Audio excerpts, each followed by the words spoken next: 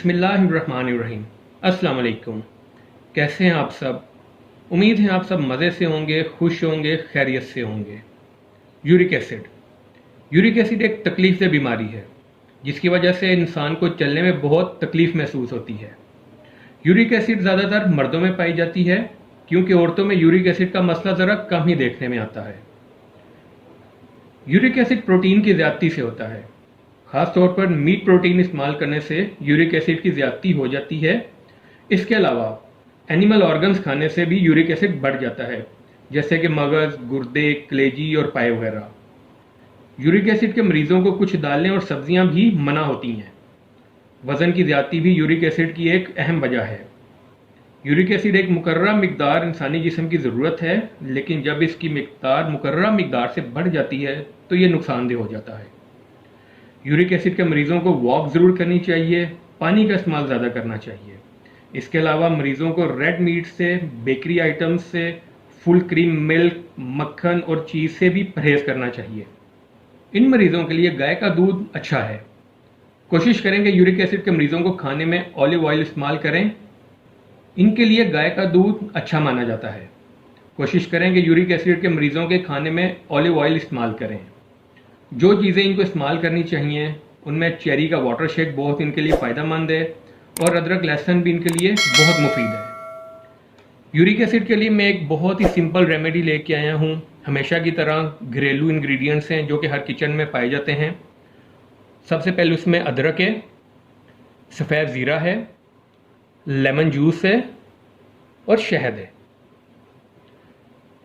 इस रेमेडी को तैयार कैसे करना है? पहले आप अदरक एक छोटा सा पीस ले लें और इसको बारीक काट लें। ये देखें, इतना सा आपने पीस लेना सिर्फ, और इसको बारीक बारीक काट लें।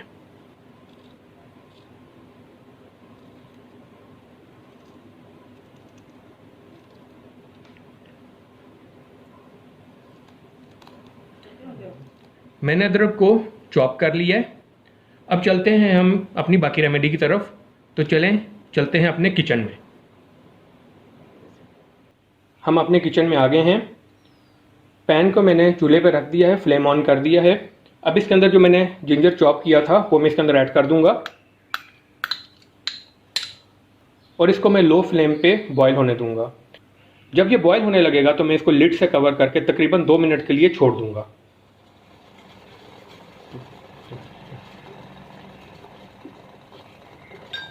ये पानी बॉयल होना शुरू हो गया है। अब मैं इसको लिड से कवर करके तकरीबन 2 मिनट के लिए छोड़ दूंगा, हल्की आंच पे दम की। इसको तकरीबन 2 मिनट हो चुके हैं। मैं इसका लिड उठा रहा हूँ। अब इसके अंदर मैं हाफ टी स्पून ज़ीरा ऐड करूँगा। ये देखें, हाफ टी स्पून ज़ीरा इसके अंदर ऐड करूँगा और इसको मज़ीद 1 मिनट के लिए बॉयल होने दूँगा।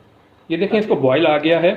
अब मैं फ्लेम ऑफ करके इसको लिड से कवर करके 2 मिनट के लिए इसी तरह छोड़ दूंगा ताकि ज़ीरे के अंदर जितने भी कुदरती फ़ायदेमंद ख़वास हैं वो इस पानी में शामिल हो जाएं। इस पानी को तकरीबन 2 मिनट हो चुके हैं। इसको मैं अब कप में स्ट्रेन कर लूँगा।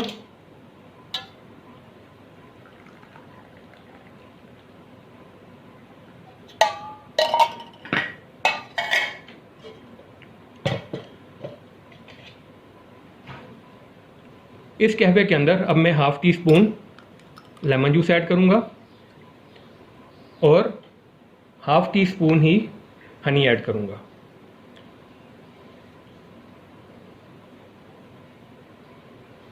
आप अपनी टेस्ट के मुताबिक हनी को कम या ज़्यादा भी कर सकते हैं।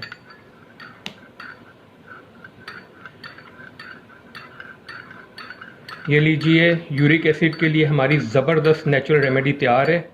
बेहतरीन रिज़ल्ट के लिए आप इस रेमेडी को डेली इस्तेमाल करें। आप इसे किसी भी टाइम इस्तेमाल कर सकते हैं। आप इस रेमेडी को इस्तेमाल करें, आपको यकीनन फ़ायदा होगा। अगर आपको हमारी इस रेमेडी से फ़ायदा होता है, आपको ये रेमेडी पसंद आती है, तो हमारे चैनल को लाइक करें, सब्सक्राइब करें और सब्सक्राइब के साथ जो बेल आइकन होता है उसे ज़रूर प्रेस करें। खुश रहें, आबाद रहें, दुआओं में याद रखें। अल्लाह निगहबान।